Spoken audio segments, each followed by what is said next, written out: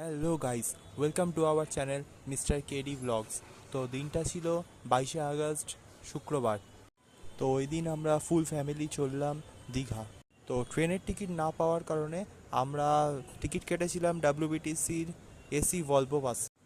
তো আমাদের বাস নিজের গন্তব্যের উদ্দেশ্যে রওনা হয়ে যায় ঠিক সকাল 7টা 5 মিনিটে। ওই দিন একটা বৃষ্টি ভেজা সকালের মধ্যে থেকে আমাদের দিনটা শুরু হয়। এসপ্ল্যানেড থেকে ছাড়ার পর আমাদের বাস এরপরে গিয়ে দাঁড়াবে কোলাঘাটে। তো চলো কোলাঘাটে গিয়ে তোমাদের সঙ্গে কথা হচ্ছে।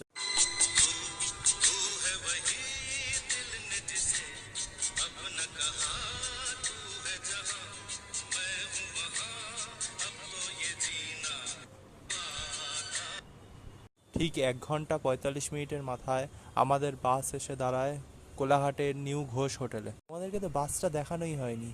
তো এই হচ্ছে আমাদের ডাব্লিউবিটিসি এসি ভলভো। তো চলো তোমাদেরকে ভেতরে গিয়ে সিটগুলো দেখাই।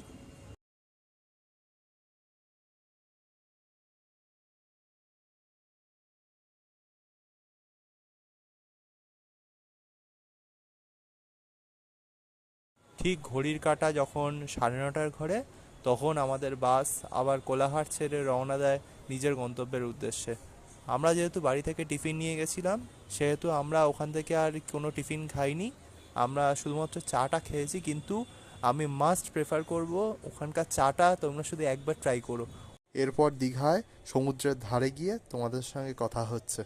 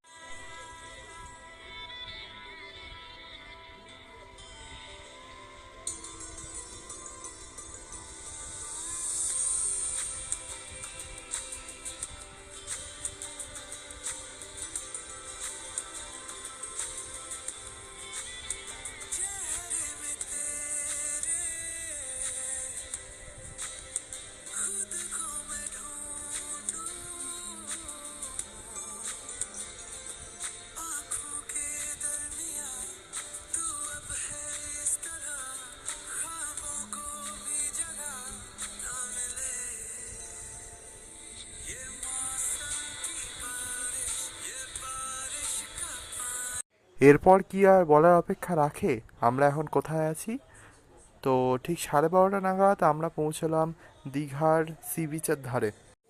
যারা সমুদ্র ভালোবাসেন তাদের কাছে সমুদ্রের এই রূপ দেখার পর আর কি চাওয়ার থাকতে পারে? এই রূপ দেখার জন্যই তো সমুদ্রের পাড়ে সমুদ্রপ্রেমীরা বারবার ছুটে ছুটে আসে। হ্যাঁ, অবশ্যই সেই সমুদ্রপ্রেমীদের মধ্যে আমি অন্যতম।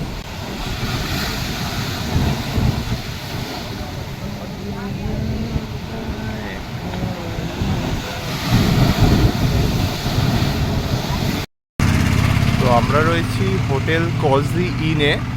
তো এখানের ঘরগুলো অত্যন্তই ভালো। এদের এখনো পর্যন্ত যদিও ওপরতলা বানানো হচ্ছে। দেখতে পারেন হোটেল কজি ইন পুরো সমুদ্র থেকে কিছু দূরে নয়। সমুদ্র থেকে জাস্ট একটুখানি হয়তো 10 মিনিট হেঁটে আসতে হবে একটু ভেতর সাইডে। কিন্তু এদের ঘরগুলো খুবই ভালো। চলো তোমাদেরকে ঘরগুলো দেখাই। তো এদের রুম কোয়ালিটি কিন্তু খুবই ভালো এখানে আমাদেরকে একটা আলমারি দেওয়া হয়েছিল এবং এখানে ফোন আছে, তো আপনারা চাইলে ফোন করে অর্ডার দিতে পারেন। এছাড়াও এদের কিন্তু বেড কোয়ালিটি খুবই ভালো এবং আমাদেরকে একটা কিট দেওয়া হয়েছিল, এটা প্রত্যেকজনকেই দেওয়া হয়। সেই কিটের মধ্যে যা কিছু আপনার প্রয়োজনীয় জিনিস, ব্রাশ, টুথপেস্ট, ওদিকে শ্যাম্পু, এগুলো দেওয়া ছিল, সাবান দেওয়া ছিল। তো দেখতে পারেন এখানে হোটেল কজিন লেখা রয়েছে। আর পিছন দিকে রয়েছে একটা বারান্দা, একটা ছোটো মতো বারান্দা, যেখানে আপনারা জামা কাপড় মিলতে পারেন বা আপনার ইচ্ছা মতো আপনি গিয়ে বসতে পারেন।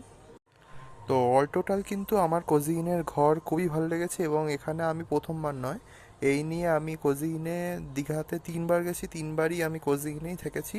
ওদের ঘরগুলো কিন্তু আমার খুবই ভালো লেগেছে পার্সোনালি।